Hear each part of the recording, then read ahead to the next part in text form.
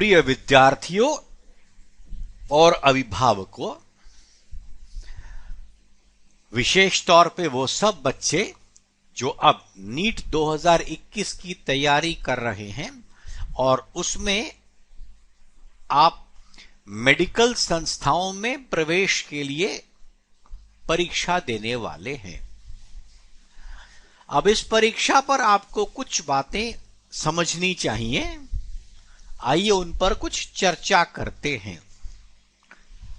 सबसे पहली बात जो आपको समझनी है वो ये है कि इस परीक्षा की डेट 1 अगस्त आ चुकी है।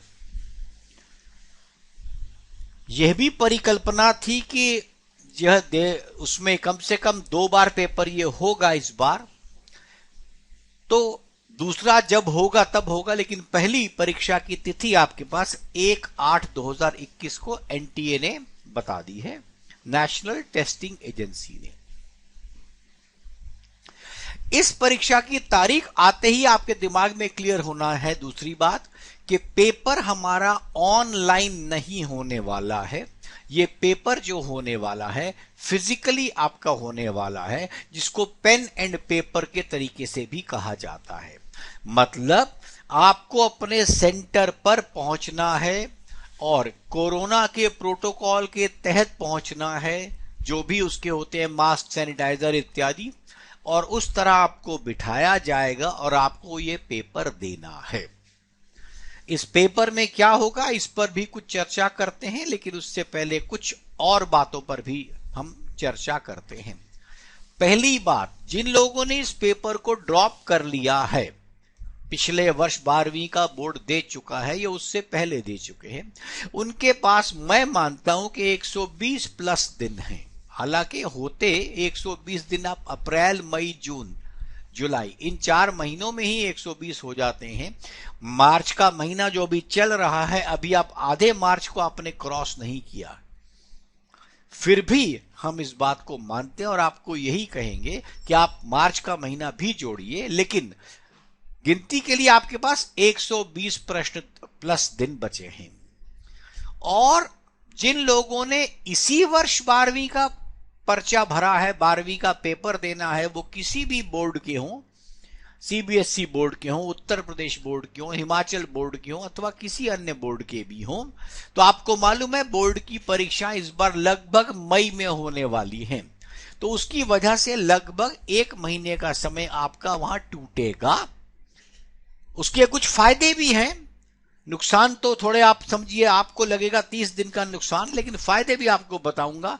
जो लोग 12वीं के पेपर भी इस वर्ष दे रहे हैं और एनटीए भी इस पर पेपर दे रहे हैं, एनटीए माने नीट का पेपर, नेशनल टेस्टिंग एजेंसी का, उनके क्या लाभ है आपको वो भी बताऊंगा। उन लोगों के लिए अब लगभग 90 दिन का समय बचा है। ये तो रही दिनों की गिनती। इन पूरे दिनों में मैंने अभी इसमें मार्च के दिन को नहीं जोड़ा है, और जो आपको 1 महीना कम रेगुलर बैच वालों को दिया है वो 1 महीना मैंने बोर्ड के लिए उसमें छोड़ा है। हालांकि 30 दिन पेपर नहीं होते हैं, कुछ पेपरों के बीच में छुट्टियां हो जाती हैं, लेकिन लगभग प्रैक्टिकल का पेपर होगा या कोई और भी आपकी तैयारी होगी। मैंने फिर भी 30 दिन का मार्जिन प्लस मार्च का मार्जिन अभी आपको दे दिया है, लगभग 45 दिन का मार्जिन उनको दे दिया है पढ़ने के लिए। अब इसके दौरान आपको किन किन बातों पर ध्यान रखना है, यह महत्वपूर्ण बात। अपने माइंड में एक लक्ष्य रखिए। आपका ध्येय जब तक स्पष्ट नहीं होगा तब तक आप आगे नहीं चल पाएंगे।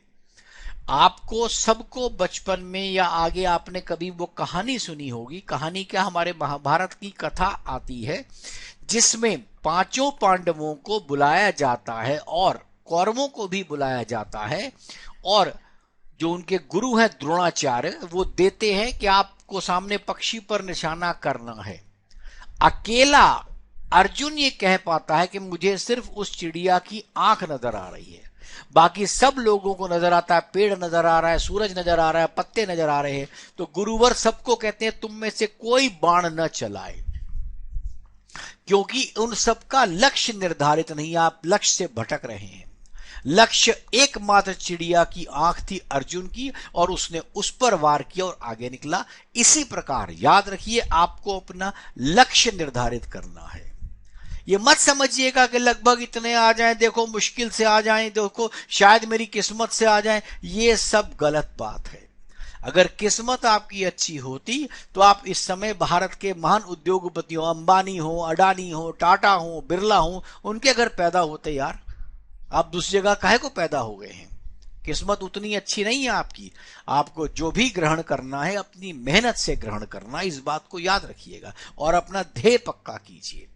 अगली बात इस पर सोचिएगा कि 720 अंकों का पेपर होता है। आपको पता है 360 नंबर के 90 क्वेश्चन बायोलॉजी के होते हैं, माने जीव विज्ञान के होते हैं, और 180 नंबर के क्वेश्चन फिजिक्स यानी भौतिक शास्त्र के और केमिस्ट्री यानी रसायन शास्त्र के होते हैं। तो नीट के अंदर क्या ध्यान दीजिएगा कि बायोलॉजी की इंपॉर्टेंस, जीव विज्ञान की इंपॉर्टेंस फिजिक्स और केमिस्ट्री के डबल है, जो होनी भी चाहिए। अंत में आपने अगर नीट को क्वालिफाई किया तो क्या बनेगी आप? एमबीबीएस डॉक्टर का ही आपका ख्वाब है। तो डॉक्टर बनने से पहले अगर शरीर का विज्ञान ही नहीं पता तो आप क्या करेंगे? इनफैक्ट मैं तो ये मानता हूं जिनके शरीर विज्ञान में 360 में से लगभग 330 320 नंबर नहीं आ रहे, उनको अच्छा डॉक्टर नहीं बन पाएंगे। उनको इस बात को समझ लेना चाहिए। देखिए, मैं गाड़ी चलाना चाहता हूं, मेरा पैर गाड़ी के क्लच ब्रेक पर नहीं पहुंचता, मेरा पैर गाड़ी की ब्रेक तक नहीं पहुंचता। अब मैं कहां से सपना देखूं मैं गाड़ी अच्छी चला लूंगा? ठीक है, हो सकता है कुछ मेहनत में कोई चला भी लूं, लेकिन एक एवरेजली सोचने वाली बात है कि जिस व्यक्ति का पैर क्लच पे नहीं पहुंचता, पैर एक्सीलेटर पे नहीं पहुंचता, पैर ब्रेक पर नहीं पहुंचता, क्या वो अच्छा ड्राइवर बन सकता है? तो उसका उत्तर निश्चित रूप से नकारात्मक नहीं है। हो सकता है 2, 4, 5% बन जाए, तो मैं आपको उसमें नहीं गिन रहा हूं। मैं आपको 95% में ही जोड़ रख के बता रहा हूं कि आपके बायोलॉजी में 320 या 330 अंक आने चाहिए। बाकी केमिस्ट्री फिजिक्स की बात हम धीरे धीरे इन अंकों में करेंगे। आइए, सरकारी कॉलेज में यदि आप जाना चाहते हैं, जो कि हर व्यक्ति का ख्वाब होता है, उसके लिए न्यूनतम नंबर आपको 575 प्लस चाहिए। यदि आप 600 अंक को लेते हैं तो आप ये समझ सकते हैं कि जी हां, आपका एडमिशन रीजनेबल कॉलेज में हो जाएगा। लेकिन कभी भी पिछली डब्बे की या आखिर की पायदान को मत समझिए। यही मैं ध्येय की बात बता रहा हूं। आपको याद होगा, वो आपने पिक्चर भी देखी होगी, दिल वाले दुल्हनिया ले जाएंगे। आखिर में वो कहता है, जा सिमरन जा, अपनी जी ले अपनी जिंदगी। तो वो रेल के आखिरी डब्बे की बात करता है। मैं कहता हूं आखिरी डब्बे की तैयारी मत कीजिए, लोएस्ट मार्क्स की तैयारी मत कीजिए, आपको हाईएस्ट मार्क्स की तैयारी करनी है। आपका एम 650 650 प्लस रहना है, तभी आप अच्छा कॉलेज आपको मिलेगा। वरना रेंग रेंग के जलने वाले कॉलेज की आप कल्पना मत कीजिए। लेकिन यथार्थवाद को समझते हुए न्यूनतम 575 नंबर यदि आपकी आए तो आपको किसी गवर्नमेंट कॉलेज में मिलेगा। इसमें स्टेट कोटा अलग होता है, ऑल इंडिया कोटा अलग होता है, उसका भी तरीका आपको बाद में समझा दूंगा अगले किसी वीडियो में। अब सबसे कम नंबर प्राइवेट कॉलेज में जाने की 250 नंबर है।